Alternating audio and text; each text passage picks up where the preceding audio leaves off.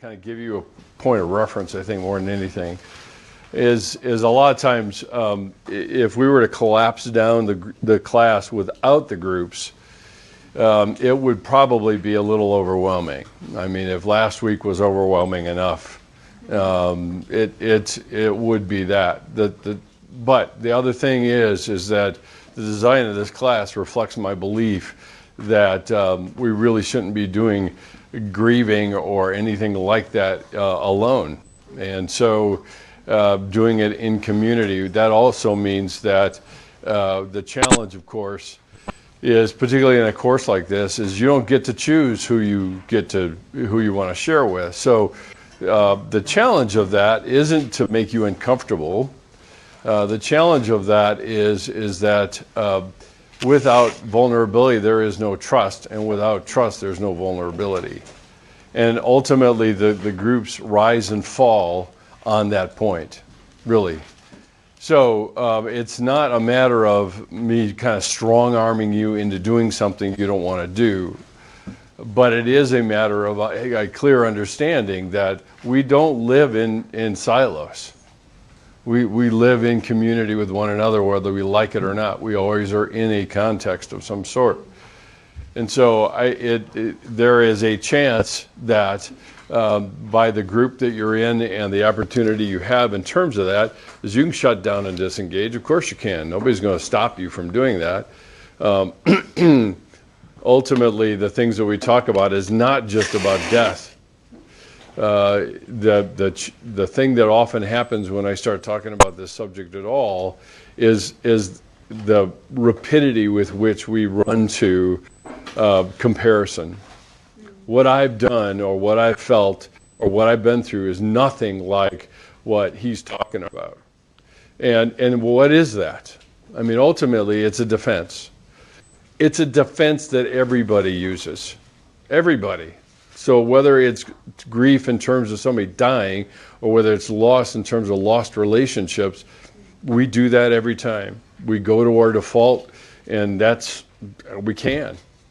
I mean, the irony is even in the default, we're still moving the ball forward. We're still engaging the subject, because the one thing that I think, and I was sitting yesterday, I had coffee with a student who had moved to Ireland, and she was back in town, and we were talking, and the one thing I said is that the only thing that would prove, in a sense, your disengagement from a class is your indifference toward it. But hating it, it's still in your rangefinder. Hating it is still in your rangefinder versus loving it.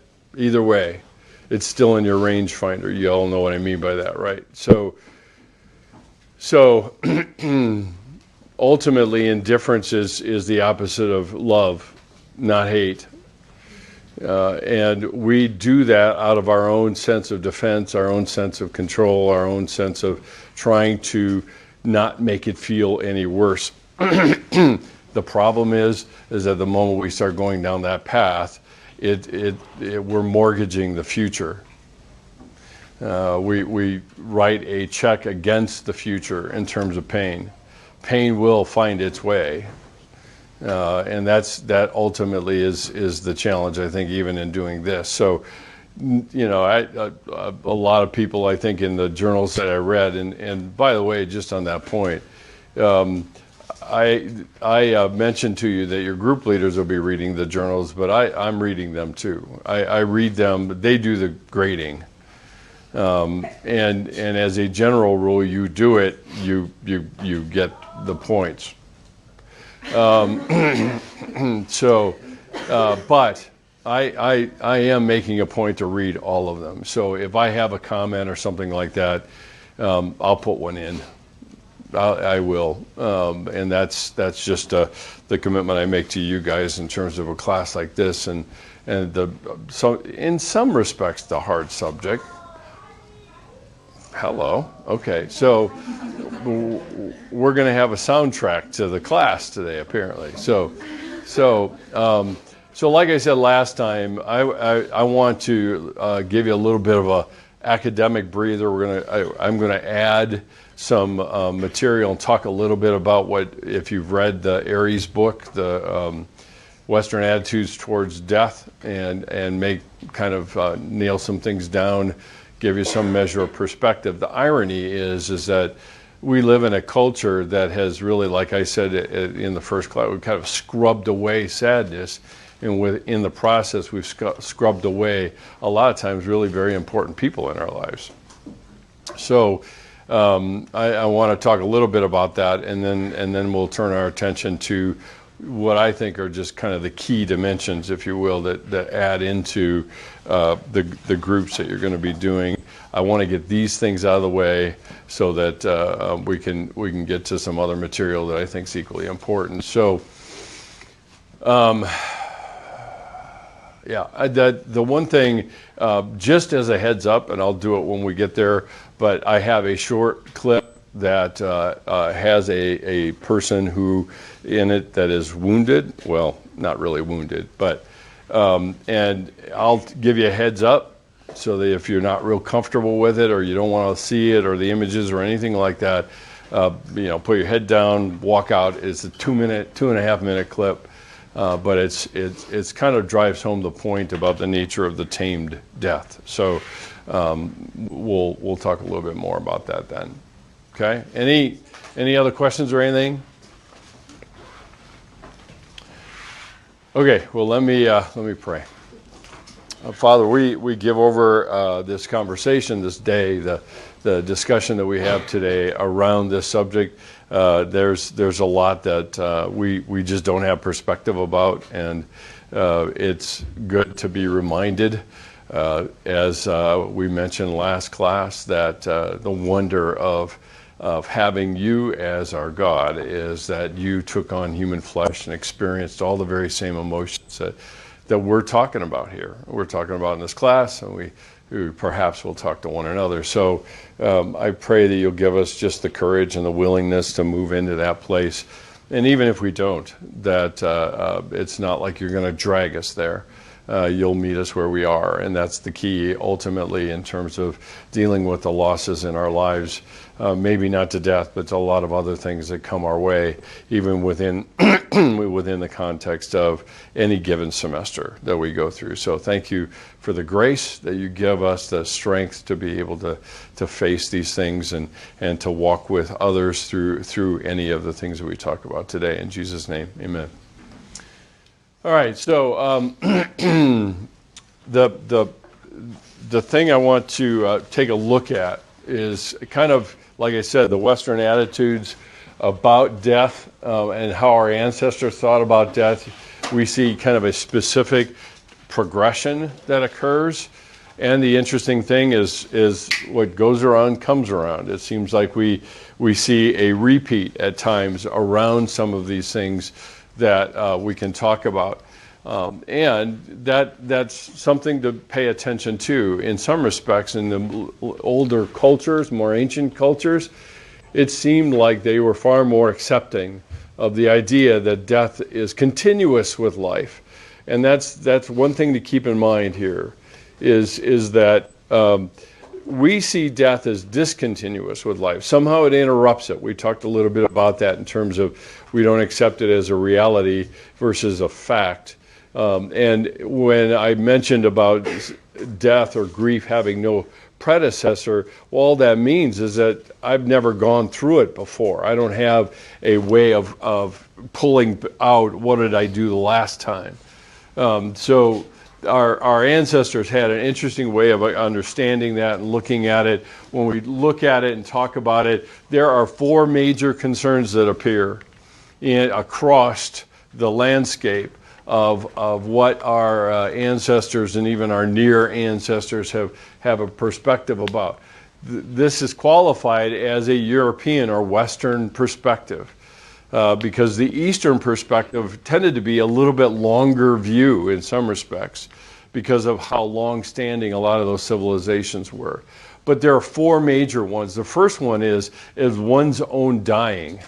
And this is a reflection of, like it says here, the fears about the nature of dying and how it was. We may have stories of people that we've been in relationship with that it took a long time, or a sudden death, or a lot of other aspects to this.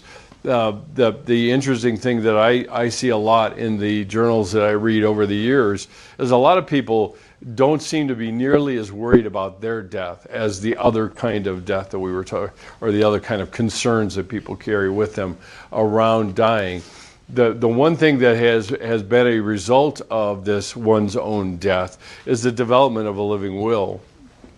Is that life is fragile and things happen, and we need to be able to portray or to bequeath to people around us. So one's own dying is one of it. And the worst part about Hollywood is it portrays the dying process in exaggerated ways. And so because of that, then we carry with us those expectations. You know, a lot of you, I always do it at the beginning of my classes when I ask you about expectations and fears. That's exactly what goes into this thing, is that we bring expectations with us. We don't identify what those expectations are until then somehow it doesn't get met. And that kind of reveals the fact that we've got those expectations going on. So the other one is just yeah, Lucy. I'm a little confused how a living will results from the fears about one's own death. Well, the being aware of one's own dying prompts one then to be able to deal with that, to be able to give whatever you own to other people. Okay. Yeah. The second one is also kind of laid into even psychology today, and that is the self. You know, what happens to the self at the moment of death? And the thing that I have talked to a lot of you about in other classes is the nature of our heart, the immaterial part of us, our soul. What happens at death is something that we don't really have anybody coming back and telling us about. In times gone by, there was a battle that occurred at the moment of death around one's soul. And that actually added a perspective about death that made one very afraid of what would happen at that point in time. And again, we hear lots of rumors and whispers around what it looks like and what happens and those kinds of things. But what happens to myself? Myself not just as my body, but myself as the essence of who I am. And is there nothingness? Is there whatever there is? Is there a light at the end of a tunnel, or whatever that might be? And a lot of times, I think a lot of the near-death experiences that you read about oftentimes end up being more glamorized and more exaggerated than would match what we know about the way the brain actually works when it's in an unconscious state or near-death state. And we've studied that, so we understand some of those things. So those are the first two. Another one here is the idea of the additional piece. I forgot this. I already mentioned nothingness. Is there some kind of judgment? Is there some kind of spiritual reward that we experience? Any one of these things is part of this idea around what happens to the self after death. And like I said again, we really don't have a whole lot of data around that. We create data. The thing to keep in mind, particularly around this subject, is we create data in order to help us feel better about it. That's our tendency. Because why? It's in a lot of ways the worst part about death versus loss. Because a lot of times our losses, there's a continuing timeline after that. So a relationship withers, and people go opposite directions. There's a point in time where it doesn't continue, but the timeline still continues. The thing with death is there isn't one of those. There's a period, a punctuation at the end of the sentence. The one thing that we despise as humans is empty space. And we'll fill it in. We'll always fill it in. And that's a lot of what we tend to do around this subject when we're talking about the self after death. Hannah, you were going to ask a... Yeah, so like all these questions, I mean, you might be getting to this, but Yeah. what do we do with them? Do we just let them be unanswered? Yeah, because they're not answerable. Yes, but like, we just, I don't know, like sit with the fears of them? Well, of course, it goes back to something I pound the desk about all the time, is that fears are very different when it comes to doing it in community. But there's a lot of these questions like this that they're unanswerable. And usually the challenge is that we find that completely unacceptable. Because in our Western civilization, not having an answer is tantamount to being stupid. Right? I mean, you're in class and a professor asks you something and you can't answer it. You walk away saying, how stupid was that? Well, we do that even with ultimate issues here. And there's a lot that pushes us into some mystery that we can't answer. And the interesting thing about it is when people experience loss, what's the first question they ask? Why? Why? And in a lot of cases, that why can't be answered. It can't be. So what do I do with that then, right? Well, either I trust who orchestrates some of these things, or not really doesn't orchestrate them, but is a part of them, okay? There's a difference between those two things. It's not like God kind of is the great orchestrator in the sky and says, I'm going to strike somebody with this evil. That doesn't work that way. We're still suffering a lot of the consequences of evil, even in our own lives. Just because God's a part of it doesn't make him an orchestrator of it. But that also leaves me with a problem, right? Because, again, why? And we don't just ask an explanation. We demand an explanation. And that's why a lot of times you'll find a lot of wisdom in Job, because we're just like him. We say, it's not good enough for you to say, well, this is just the way it is. I want an answer. I want to state my case. I want it to be judged. And I want you to answer for yourself. Speaking to God, of course. And then we move aside waiting for this lightning to strike. So there's a lot of these questions that we ask that I think ultimately, in a lot of ways, are an expression of our helplessness. And our demand for an answer is to try to kind of out-control the outcome so that we get to an end of it. So I'm sorry this is so low. I didn't know what classroom we were going to be in when I created these. But so the third concern is the dying, death, or bereavement of another.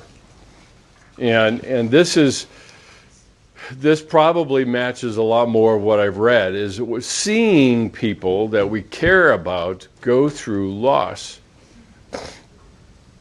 And in a lot of cases, this is what prompts us to launch into action.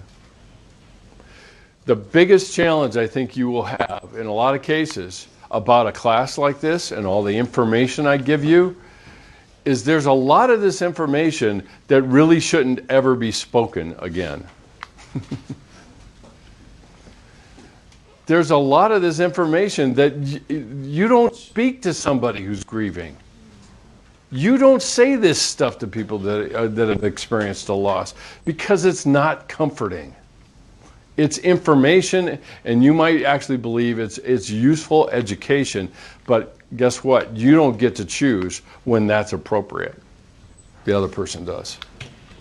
And that's the biggest challenge we have. Because again, we hate empty space. So I can't answer a question, I need to fill it. And guess what we fill it with? With a lot of words. And those words oftentimes to us seem extremely helpful. To the person walking away, it's like, I really didn't need to be fixed. I really didn't need to be fixed. And that's what keeps this kind of mythology going around grief is to be fixed. rather than lived with and lived with others in it. And that's exactly what we do. The person I was talking to yesterday recounted over the last year at least 3 significant losses, one of them death. And basically what the person said was, I cried for a day and that was it. That was it. It's like, wait a minute. So you just suffered a psychological burn wound. You cried because it hurt one day and that was the end of it? The thing about it is we all know that when we suffer an injury, we take care of our physical injuries far more than we take care of our heart injuries. And we just think that it's just going to fix itself and heal itself. And that's a problem. Because any kind of scar like that, like the example that I use in my book with a psychological burn wound, like physical burn wounds, many years ago, probably 50 years ago, when people had significant burn wounds, essentially what the nursing staff did was wake the person up every morning, and because in the 8 hours of time that they spent sleeping, their system is rushing all these fluids to that site, but those fluids also have bacteria in them. So what they did was they woke them up, they gave them a very, very stout shot of Demerol, put them in a whirlpool, sounds lovely, right? And scrubbed their wounds. It was the only way that they could heal from the inside out, not the outside in. Our body does that, right? I mean, you fall or do whatever, you have a skinned knee or an elbow or whatever, we have scab. And when that scab creates a space for your body to reconstruct it. In burn wounds, that doesn't happen. In burn wounds, that does not happen. And the funny thing about it is once the scab is removed, it will continue to heal. The other part of that is, in light of what we talked about last time, is that many medical personnel would say that the wound is weeping because of all the lymphatic fluids that are going to that site to just try to repair it and take care of it. So in terms of our tears, I'll let you make that connection. Because our tears, in a lot of ways, is a way of removing the toxins in our body that are related to the pain that we are feeling. And so the bereavement of another, inevitably, when we see other people grieving, we start feeling our own. And again, it's not exactly the same. But don't fool yourselves with some of the mythology that I've seen. Well, I didn't lose the person, they did. Why am I feeling so bad? It's called empathy. It's called empathy. We have the capacity to feel with another. And that's the wonder of human relationships, but it's the very same thing that we tend to condemn in a lot of cases. Why? Because we want to control the outcome. We don't want to be seen as weak. We don't want to be seen as incapable or inadequate or anything like that. So, death, dying, and bereavement of another. So there are 4 of those, okay? What happens to the self, what happens, the bereavement of another, what happens to the self, what happens to afterwards at all. And all of those things are, a lot of times the rituals we engage in are very much a part of that. Because remember, rituals are a way of reifying, if you're familiar with that word. It's called, reifying means making it concrete or making it real. So, reifying it so that we can experience it. We can't experience something that's just experienced only. Rituals are a way of making it real or concrete, what we are actually experiencing. So in ancient history, the dead were impure. Yeah, Alyssa?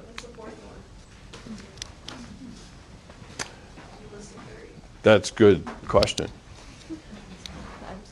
What did I say? One's dying, death of oneself. The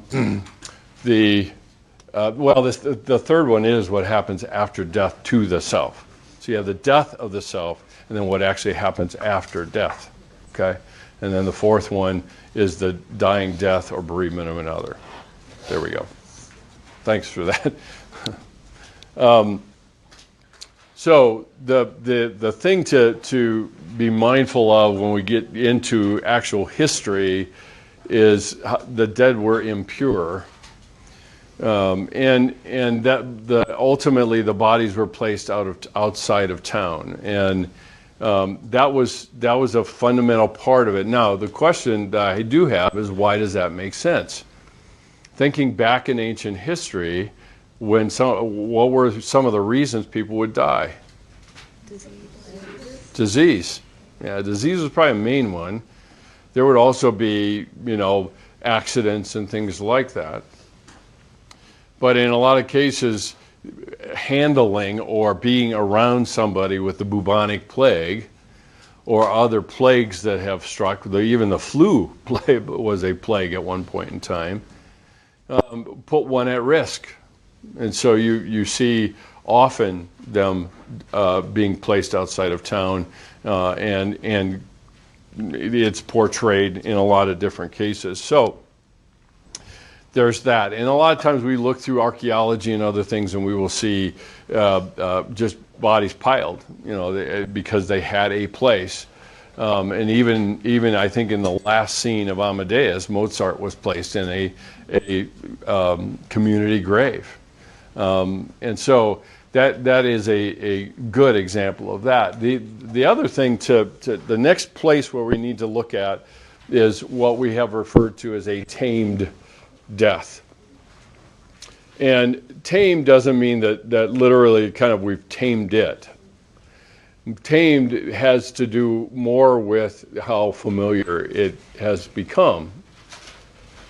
And death is a very familiar event. It now is becoming even more of a public event, where if you've read some of Ari's book, you would see that everyone was invited into the deathbed scene, like that scene I showed you at the beginning of class. Even children. And a lot of people will say and ask that question, it's like, how old? And we know that kids understand what dying is. They've been exposed to it before. If you take a little kid on a walk and there is, a bird that's gotten hit, they know that death means there's no life in it. There's your contrast again. So they learn these things, they can learn these things. The beauty of youth, if you want to put it that way, is that they're somewhat insulated because of their ignorance. They know they're not there. That's about as concrete as they can be.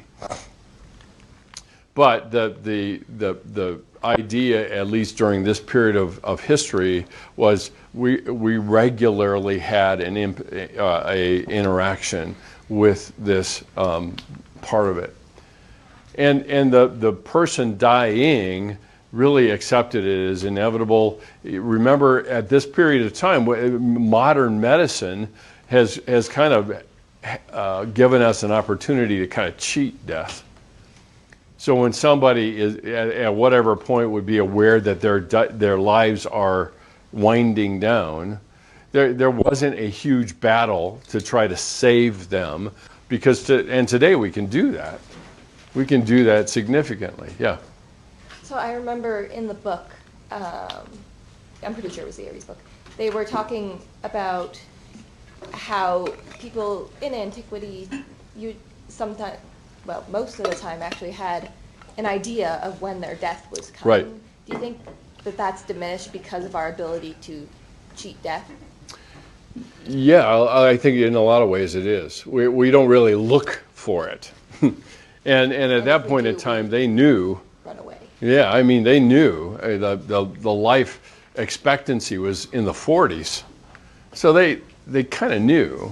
And usually with an accident or other things like that, you'll see the same thing. So they're really in their way of thinking, it was a matter of sleep. They would wake up in heaven, and that was really their way of understanding that. The other thing to be aware of is, again, the poor were buried in a common grave, a little bit like Mozart. But then you go to any of the cathedrals in England and Europe, you find that there is a massive cemetery around the church. And the closer to the church you were, the more wealthy you were. And if you were the most honored, you would be in it. So you walk through Westminster Cathedral, and you will see the crypts of the various people that either were of great honor or great wealth. And the common folk were outside of that, and then you had cemeteries that were even within families themselves. They had their own cemetery. So again, think about it. You walk out your front door and you're looking at the cemetery for your family. Now, to us, that seems horrific.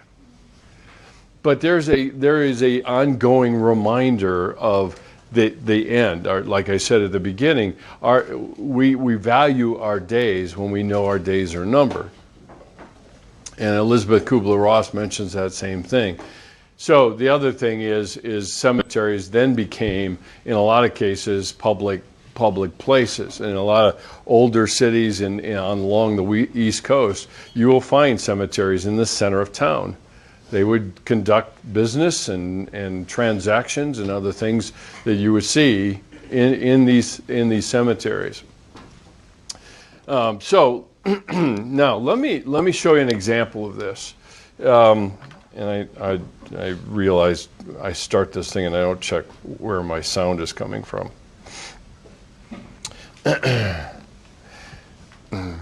Okay, and what I want to show you is, well, let me qualify it. That there are lots of movies that capture the idea of the tamed death.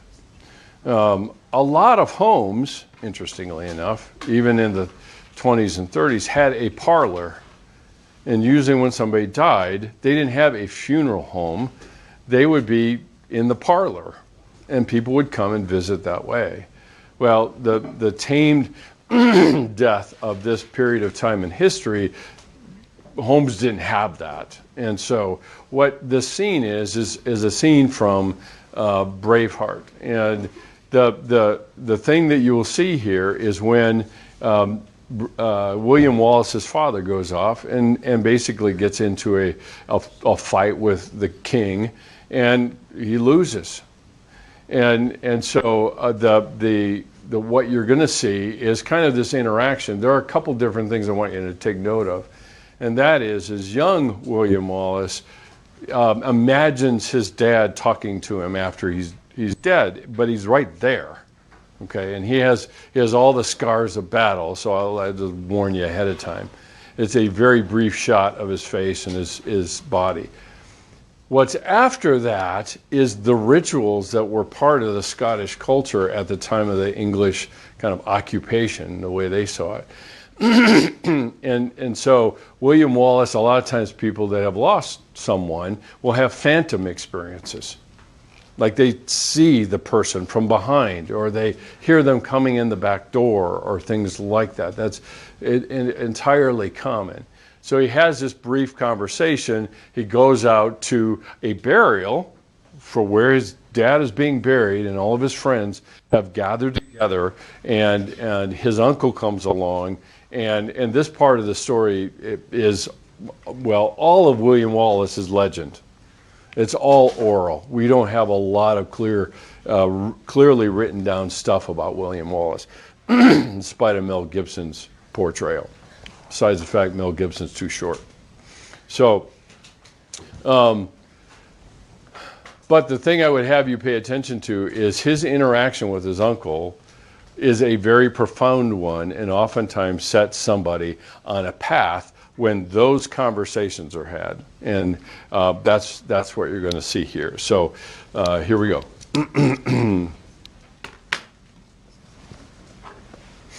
And this is in his boyhood home.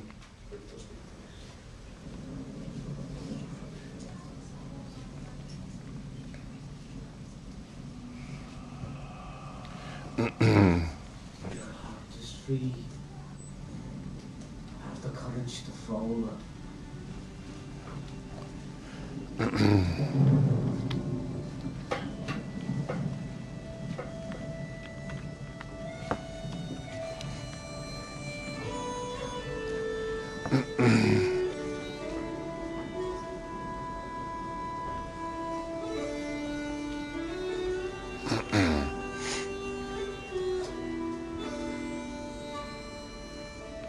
What are they doing? Saying goodbye in their own way. Playing outlawed tunes on outlawed plates.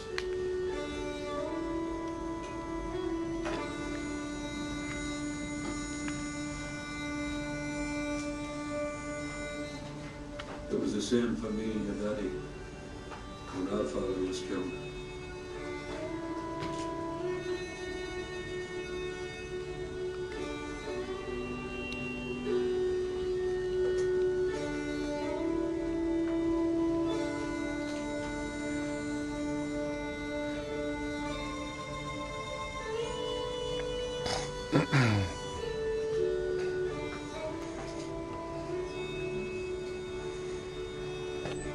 First, learn to use this.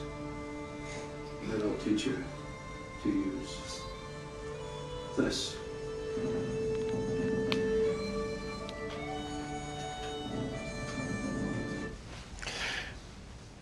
And those kinds of interactions are telltale. Where his uncle tells him about using his head before he uses the sword. Well, what's the sword symbolic of? In a lot of cases, it is anger. And you've been reading about that. But it's anger turned outward. And they had significant rituals of parting, of goodbye. So we move on and we have the death of the self, and that's from 1100 to 1600. And at least in the 12th century, the emphasis was on the Last Judgment. It became more and more important, the more Christianized in a lot of ways the cultures became. And now, suddenly, in a lot of ways, the judgment was part of that. And so the moment of death oftentimes was seen as this threatening ordeal. If you look at some artistry around this time, you will see oftentimes a person on their deathbed and then this celestial struggle above them, kind of symbolizing the battle over the release of the soul from the body. And that ends up creating a lot of restlessness in the person because they're never entirely sure. The idea of kind of eternal security and those kinds of things wasn't part of this landscape. The one thing that I've said before in the other class that I taught last spring was on shame and grace, and the idea that shame has a long-standing tradition in the human family. Has a very long-standing tradition. And a lot of times we expect punishment. And if punishment isn't forthcoming, we'll provide our own. So there's a lot of that same thing that's embedded at the end of life and how we see what is actually going on at that point in time and the nature of the battle that goes into it. And that was during this period of time. So you had people that were dying and then very, very, very afraid because they weren't real sure how the battle was going to go. Yeah. So, unless I misunderstood what you were saying, was this, I guess I have two questions. Was this, was this idea kind of propped up by the church? Yeah, very much so. Okay, follow up, how was that biblically justified? Since when does the church have doctrine that's biblically justified?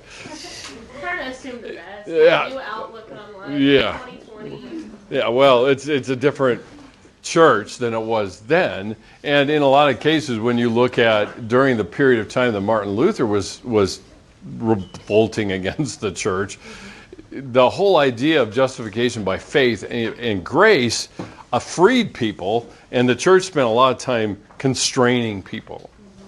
And so I think that was embedded in the culture as well. And so the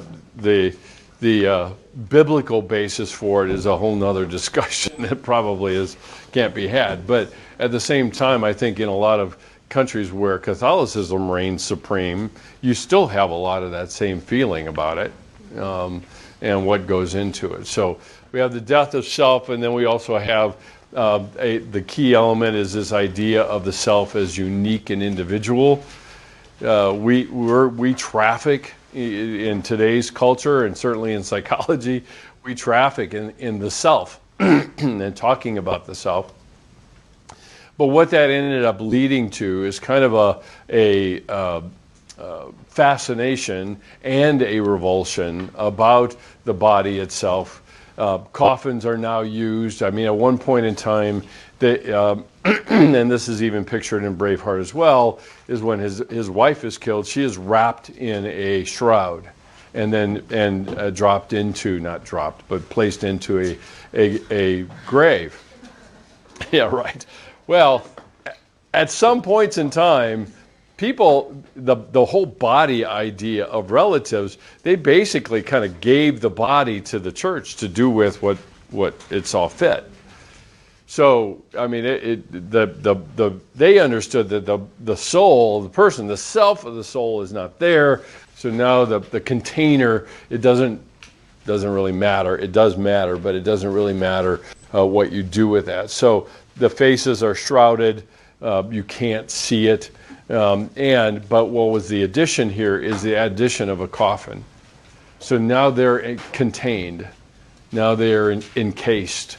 And we get closer and closer to this idea of, which is kind of going back to the future, is the Egyptians had sarcophaguses all the time. And then that got lost to time, and then we seemingly came back to it when we started looking at the death of the self. So the next period of time, 1600 to 1800, we start kind of pushing our way into an overlap even with American history. The American settlers, the English settlers, brought with them a lot of those same rituals that they had from times gone by. I was just reading an article yesterday or the day before about Jamestown. And Jamestown went through a starvation period of time where the people actually ended up doing what was called survival cannibalism, because it was the only way that they could survive. And so a young woman's skull had been unearthed, and it showed all the signs of the survival cannibalism they did. So, but the thing is everybody knew that they were violating a code, that you don't desecrate the dead. And even still, we have people saying that all the time, right? Is that you don't speak ill of the dead, as if they can hear you? Really? I mean, why? And so there's a part of these things that still hang on within our understanding, and so we're really in this kind of transitional period of time where death is understood to be natural and beautiful and fearsome and dangerous all at the same time. And there is some fascination with just the body itself and cadavers. And what you will see in some cases, and certainly in some countries, is that the body literally is saved just so that other people can view it.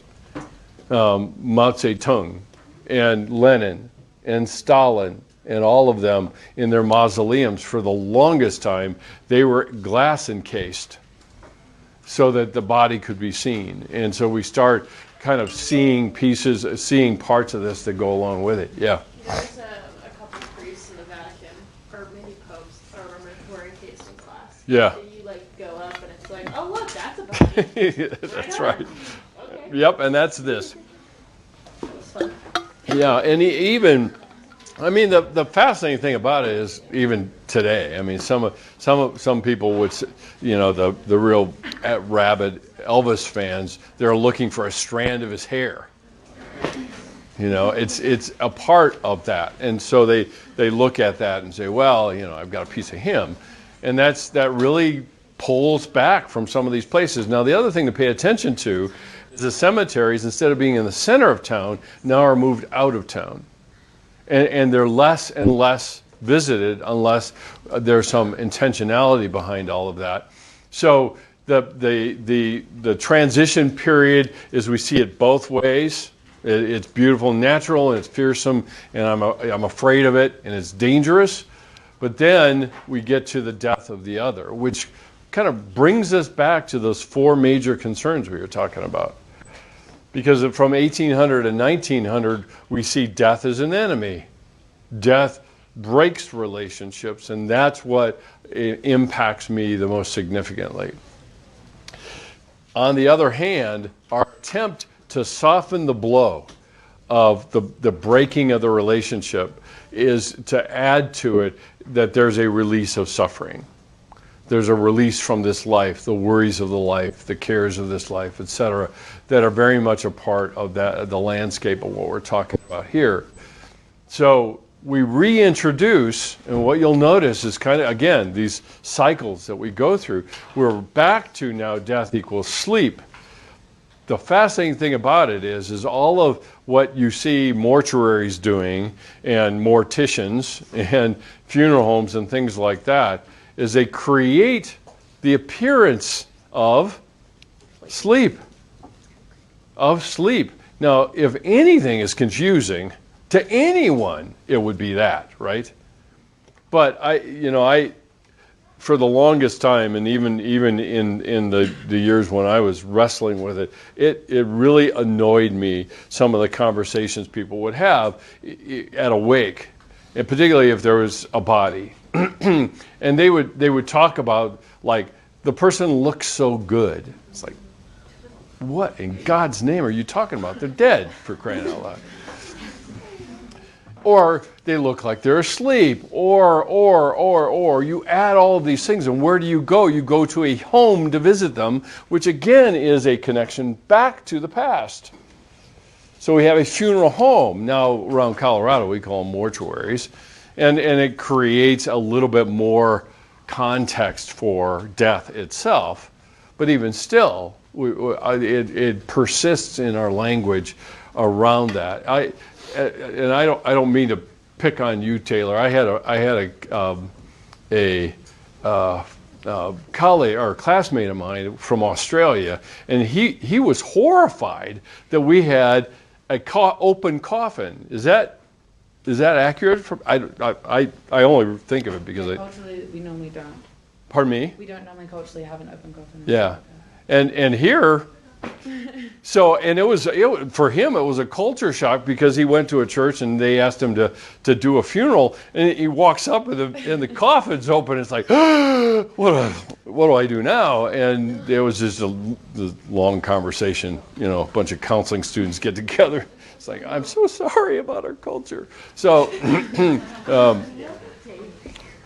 so yeah, I mean, I was just curious if that still persisted even there. Okay, yeah, Rose. Why do we, like, maybe this is just too broad of a question, but it seems like it's kind of cyclical to believe that death is something that we can really be sure of. So it's like, in order to ease the loss, they said it's a release from suffering, and that's such an accepted thing now. Mm-hmm. What if it's not? Well, and probably one of the most difficult questions in terms of my duties as being a pastor is people approaching me with somebody that they're unsure of the person's salvation. And more often than not, I had a thoroughly unsatisfactory answer. And that is, I don't know. It's above my pay grade. And, I just don't know. And so you're right. I think it comes up particularly in that point in time. We have some mentions of the positive aspects of the afterlife, at least in Scripture. At the same time, it's annoyingly vague. And so I wonder sometimes that we fill in the gaps again, just to make it a little bit easier to manage it. Most of the time, you can have people saying some really pretty interesting things. You know, I had something playing in the background, and a first responders program came up, or a commercial, and it was from the tunnel to the towers, the Mark Wahlberg is connected to.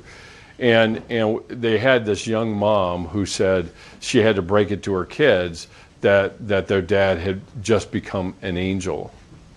And it's like, yeah, man, okay, I don't know, but you know, there's a lot of that in our language. They're in a better place. We don't know that either. Really, I mean, honestly, we don't. Every religion has their own explanation. They do. Okay, well, how do you know? They do, and it is part of. I think again, a lot of our rituals are for our benefit.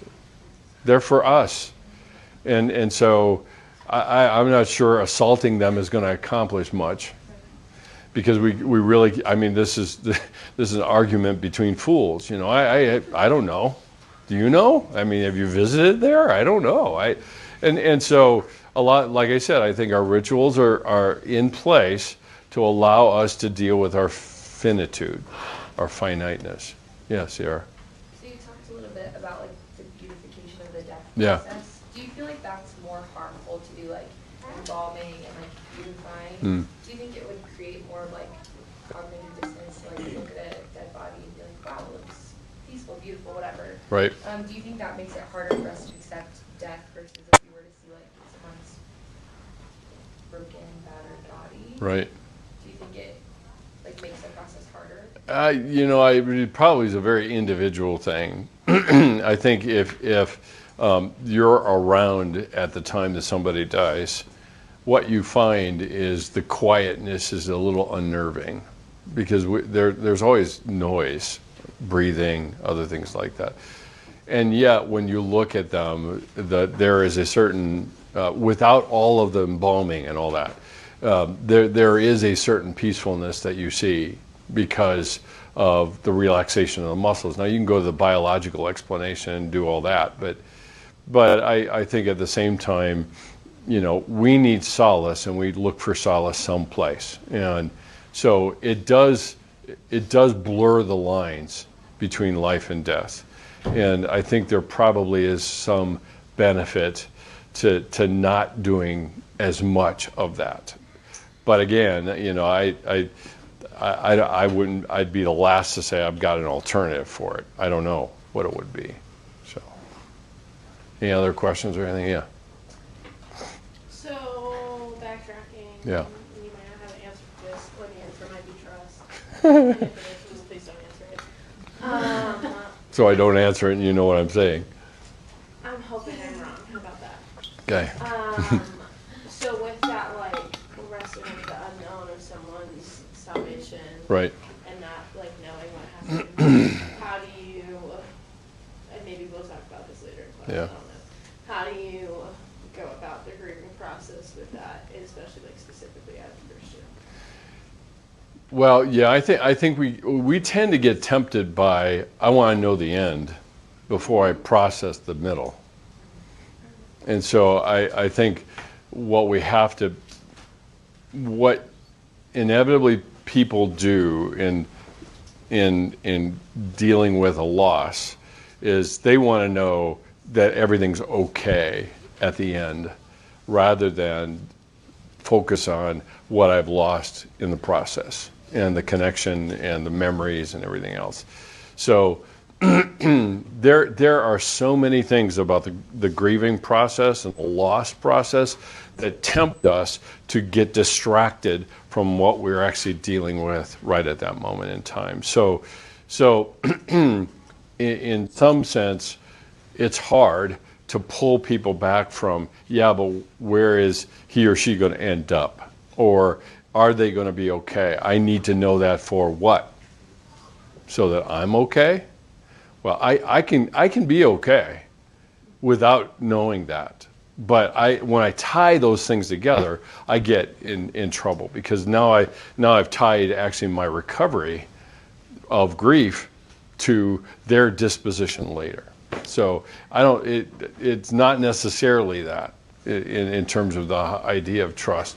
I think ultimately their disposition still has us grappling with that part of it. Is, in a sense, do I trust God's judgment of their heart rather than my judgment of their heart, whatever that looks like. And other than that, it's like the rest I don't know. So, okay.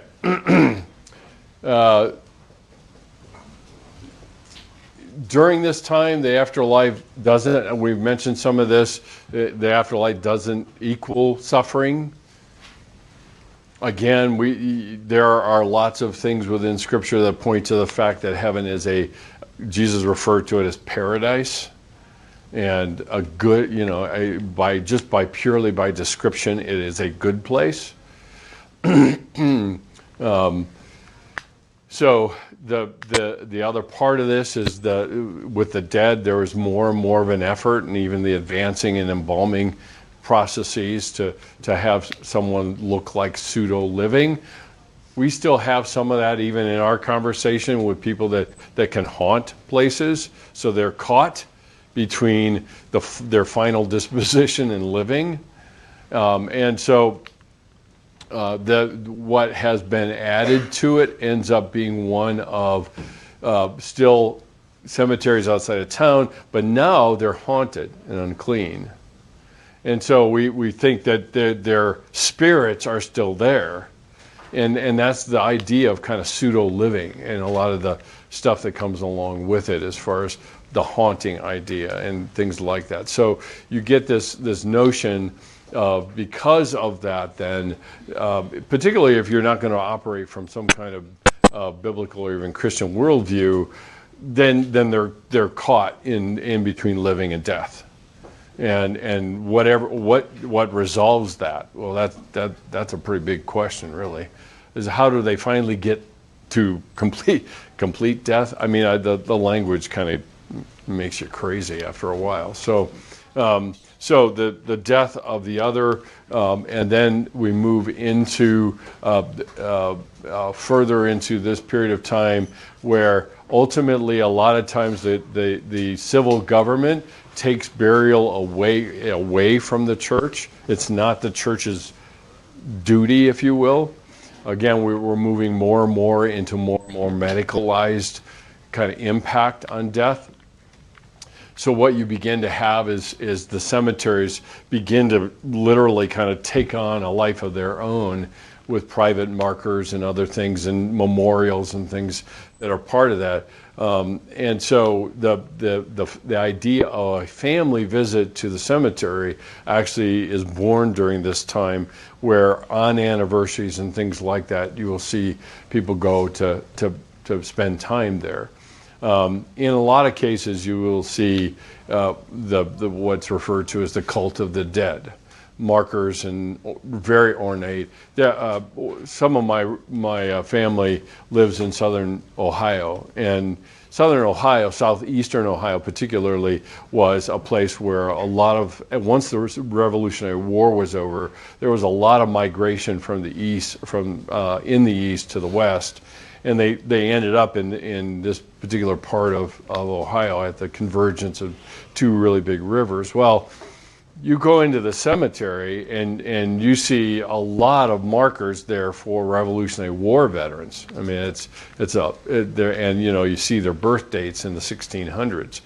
So it really is pretty remarkable. But there is one in particular, and the next time I'm there, I'm going to take a picture of it. But there is one kind of paragon of the town who wanted to make sure that everybody never forgot him, and he created kind of an obelisk sort of thing over his grave, and on the top of it he's sitting in his armchair looking out over everybody in the cemetery. It's like, that's the definition of creepy. And it's like, narcissist in life and a narcissist in death. I mean, I was like, I deserve to be above everybody else, even in death. So a lot of times you'll see this in a lot of the cemeteries. That was embedded even in the culture I grew up in when I grew up in Northwest Indiana. It was very much a part of my family culture. And once my dad died, my mom, on a regular basis, we would take the trek back to the grave, and it's like, why are we hanging out in a piece of turf? And she never liked that very much. So, but it really is very much a part of the landscape, if you will. Also, why a lot of cemeteries look like parks, because of the living, not the dead. And so they create a kind of an environment for the living to come. So the death denial is denied, forbidden death, invisible death. That's very much a part of where we are today. I've mentioned before about the medicalized, and it's really ultimately banished from home. And there is a significant movement that began to fight against this, the hospice movement, where dignity in death, and so they have moved a lot of that back home again, and ultimately they end up medicalizing even the home, and depending on the degree of impairment and impact the person is referring to. At the point we're in now, death is still an enemy. It is not natural. And generally, when somebody dies, and this is even true amongst doctors, is that it's their failure that the person has died. And a lot of times our anger gets pointed toward people, doctors and other people, that haven't done enough, and that fuels our own anger that's directed at them. So the stuff that I'm teaching you guys in this class is far more countercultural than you can imagine, because the idea that death is continuous with life is not the culture we live in. Like I said, we seem very committed to scrubbing clean the realities of sadness, and so what happens is we end up becoming more and more fearful of those things. And therefore, then I think a lot of the depth of our relationships end up getting impacted as well. So that it gives you a little bit of kind of an overview of where we come from. We're going to move on to next time and look at a few of the basics about relationships in terms of relating to people. A lot of you guys have written and asked about what do I do with friends and so forth that are experiencing loss, and I've got a few things I want to go over with that, because of course that's the backdrop even to our groups when we're talking with one another. So, okay, any questions or anything? Okay, I will see you Thursday.